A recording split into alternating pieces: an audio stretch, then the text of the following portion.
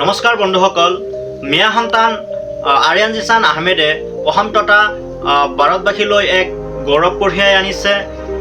আজি বিশ্বজুৰি অসম সন্তান আৰিয়ান জিছান আহমেদৰ কথা চৰ্চিত হৈ আছে।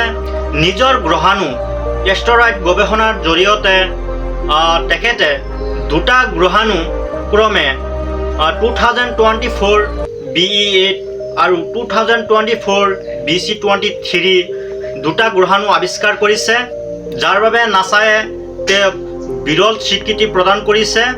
আমি অসমবাসী হিচাপে গৌৰৱান্বিত। ৰংগিয়াত জন্মগ্ৰহণ কৰা অসমৰ ৰংগিয়াত জন্মগ্ৰহণ কৰা মিয়া সন্তানে আজি বিশ্বত জিলিকিবলৈ সক্ষম হৈছে আৰু বিশ্ব দৰবাৰত অসম তথা ভাৰতৰ নাম উজ্বলাই আনিছে।